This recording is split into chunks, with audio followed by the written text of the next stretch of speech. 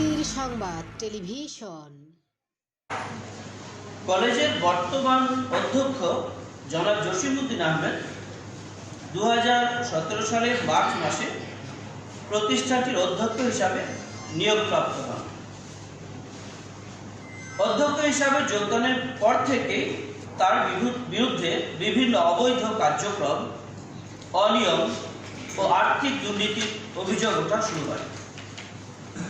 অধ্যক্ষ এবং মার্কেটিং বিভাগের শিক্ষক তৌফিক আজি চৌধুরী, বাংলা বিভাগের শিক্ষক তরুণ কুমার গাঙ্গুলি, গণিত বিভাগের শিক্ষক মোহাম্মদ মনিরুজ্জামান সহ আরও কতিপয় শিক্ষকদের সাথে নিয়ে রাজধানীর বুকে সুপ্রতিষ্ঠিত একটি শিক্ষা প্রতিষ্ঠানকে তাদের ব্যক্তিগত প্রতিষ্ঠানের মতো পরিচালনা করছে।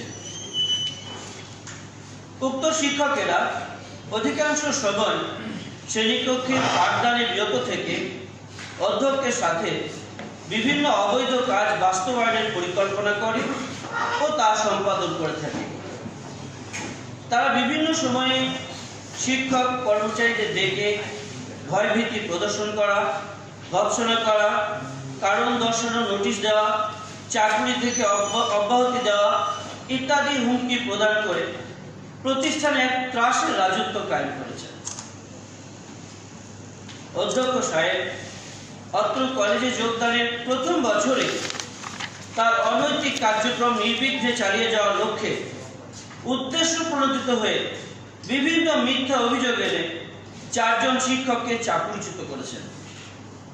একাধিক কর্মচারীকে চাপ প্রয়োগে চাকরি থেকে পদত্যাগ করতে বাধ্য করেছেন এবং আরও অনেক শিক্ষক কর্মচারীকে চাকরিচ্যুতির হুমকি প্রদান করে আসছেন।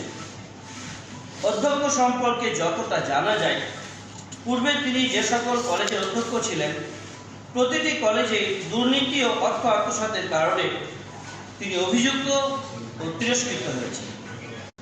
সকল শিক্ষক, কর্মকর্তা, কর্মচারীর পক্ষ থেকে অধ্যাপক জসিমউদ্দিন আহমেদ, শিক্ষক তৌফিক আজি চৌধুরী, শিক্ষক তরুণ কুমার গাঙ্গুলিকে আমাদের প্রাণপ্রিয় প্রতিষ্ঠানে অবাঞ্ছিত ঘোষণা করা হলো এবং গভর্নিং বডি তাদের বিরুদ্ধে কোনো শাস্তিমূলক ব্যবস্থা না নেওয়া পর্যন্ত আমরা সকল শিক্ষক, কর্মকর্তা, কর্মচারীরা সকল প্রকার একাডেমিক কার্যক্রম বর্জন করার ঘোষণা দিচ্ছি। সকল যেহেতু মাধ্যমিক এবং উচ্চশিক্ষা অধিদপ্তর এটা নিয়ে তদন্ত করছেন বা তারা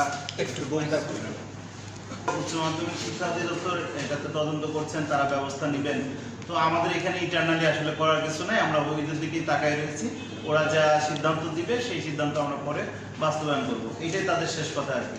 তো আমরা যখন এটা বলি যে আপনাদেরও তো আসলে কিছু করণীয় আছে, বা এই তদন্তটাকে যদি ইন্টারনালি তদন্তটাকে ঠিক মতো করতে চান, তাহলে তো আসলে তারা 3 জন যদি বহাল তবিয়তে থাকে তাহলে তো কখনো এটা সম্ভব না। কারণ আমাদের দেশে এরকম কালচার নাই যে সিটে একজন বসে থেকে তার বিরুদ্ধে তদন্ত করা যায়। তো এই কথা বলার পরও তারা কিন্তু এটা কোনোভাবেই মানতে রাজি না। তাদের কথা হচ্ছে যে আমরা আমাদের তদন্ত এইভাবেই করতে পারবো, অসুবিধা নেই, কিন্তু ওই উচ্চ মাধ্যমিক ও শিক্ষা অধিদপ্তর যা আমাদের বলবো আমরা শেষে ক্লাসটা করবো, এটাই করবো। এই হচ্ছে ব্যাপার। আমাদের এই একতাবদ্ধ হয়ে সবাই যে এখন দুর্নীতির বিরুদ্ধে আমরা একটা স্টেপ নিচ্ছি, এইটাই এখন প্রথমে এই কাজটাই। তারপরে আমরা যদি পরে আইনগতভাবে যদি এইটাতে না পাই তখন তো আইনগতভাবে যাবো।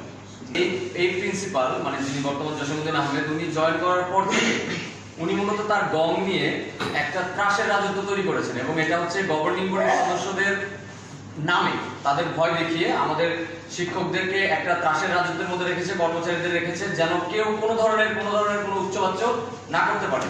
তো সেখান থেকে যখন এই যে অনিয়ম নিয়ে যে একটা কথাবার্তা যখন কলেজে এসেছে এবং আমাদের আমরা ওই সময় একসাথে জয়েন করেছিলাম, তখন তাদেরকে এই ধরনের কর্মকাণ্ডের কারণে যে আমরা যারা অনিয়ম নিয়ে কথা বলছি, 2-1টি কথা আসছে, তখন কোনো ধরনের কোনো আগাম নোটিশ ছাড়া, কোনো ধরনের কোনো শোকজ ছাড়া তাদেরকে এই 4 জনকে চাকরিচ্যুত করে দিয়েছিল।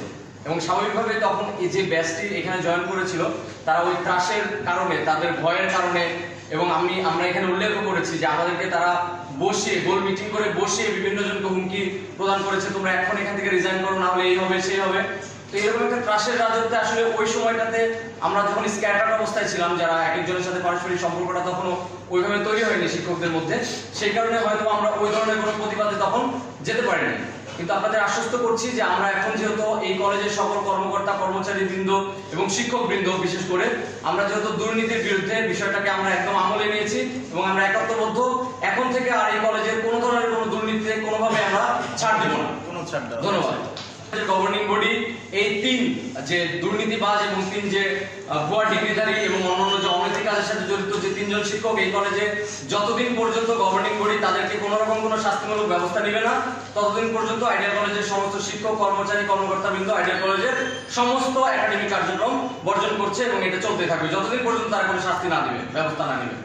এখন তাহলে সেই দলের কেউ কেউ থাকে যারা তাদেরকে দাবিদারি করে বা তাদেরকে সুনজরে থাকার জন্য তারা বিশেষ কিছু সুবিধা নেওয়ার জন্য থাকে কেউ কেউ। তো আমরা আসলে সেটাকে আমলে নিচ্ছি না, কারণ আমরা বলছি বেশিরভাগ শিক্ষক এবং বেশিরভাগ কর্মচারী কর্মকর্তা, আপনারা নিশ্চিত থাকেন যে আমরা বেশিরভাগ কর্মচারী কর্মকর্তাই আমাদের এই আন্দোলনের সাথে একত্রতাবোধ অবস্থায় আছি। আমরা এটা আশা করছি অন্য কেউ আসবে।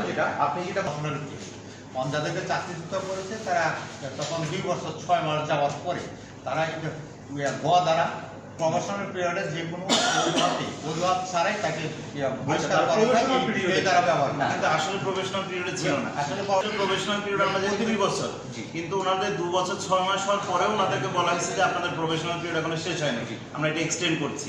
এবং তারপরে ওইখানে তখন গধারাতে একটা দেওয়া ছিল যে কোনো কারণ দর্শানো ছাড়াই আপনাকে অব্যাহতি দেওয়া যাবে, এইটার ক্লজে কাউকে করা হয়েছে, কাউকে হয়তো সিলি কিছু ম্যাটার্স বা কিছু জিনিস তারা নিজেরাই তৈরি করে তখন ওই অভিযোগটা তাদের দেওয়া হয়েছে, দেওয়ার পরে এটা।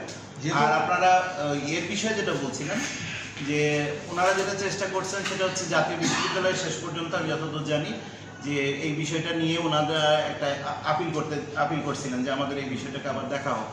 তো শেষ পর্যন্ত যেটা হয়েছে আপিলে তখন এখন যিনি ভাইস চ্যান্সেলর স্যার উনি তখন প্রভিসি ছিলেন, ওনার আন্ডারে এই আপিলগুলো হয়েছিল, কিন্তু কোনো একটা কারণে আপিলটা ওইখান থেকে আসলে স্থগিত হয়ে গেছে, কোনো রেজাল্ট নিয়ে কতিপয় শিক্ষক সহ ব্যাপকভাবে আমার উপরে মানসিক টর্চার করা হয় এবং আমাকে সেখানে ব্যাপকভাবে লাঞ্ছিত করা হয়। তখন কিন্তু আমাদের শিক্ষকরা স্ক্যাটার ছিল, কেউ আমার পাশে দাঁড়ায়নি। আমি এই বিষয়টা নিয়ে আমি সরাসরি প্রিন্সিপালের কাছে একটি লিখিত আবেদনপত্র নিয়ে গিয়েছিলাম, কিন্তু প্রিন্সিপাল আমার আবেদনপত্র তো নেয়নি, বরঞ্চ উনি তখন উল্টা আমাকে ধমক দিয়েছিলেন। এবং আমি যে কলেজে, আমি এবং আমার ওয়াইফ এই কলেজের শিক্ষক, আমরা দুজনেই এখানে থাকতে পারবো না।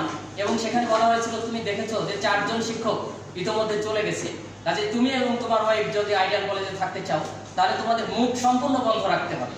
এবং আরও যখন স্থায়ীকরণ হয় তখন সরাসরি তৌফিক আজিজ চৌধুরী আমাকে ডেকে নিয়ে আমার স্ত্রীর চাকরি স্থায়ীকরণের জন্য 50,000 টাকা দাবি করে।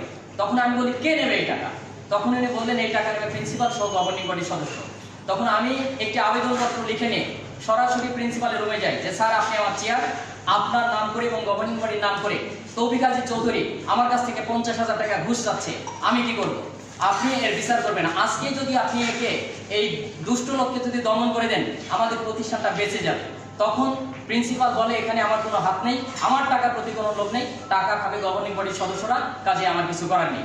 ফলে আমি আমাদের গণিত বিভাগের শিক্ষক জলিল স্যারকে নিয়ে আমি গভর্নিং বডির এক সদস্যর কাছে যাই, হোসেন হায়দার হিরু, উনি মারা গেছেন। ওনার কাছে গিয়ে যখন আমি এই বিষয়টা বলি তখন উনি তৌফিক আজিজ চৌধুরীকে ফোনে তাৎক্ষণিক কথা বলেন এবং কিছু গালাগালি করেন।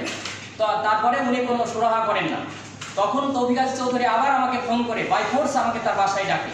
তার বাসায় যাওয়ার পরে সে তার বাসার সোফার টেবিলের উপরে ধমক দিয়ে আমাকে বলে যে টাকা কি আমি খাচ্ছি?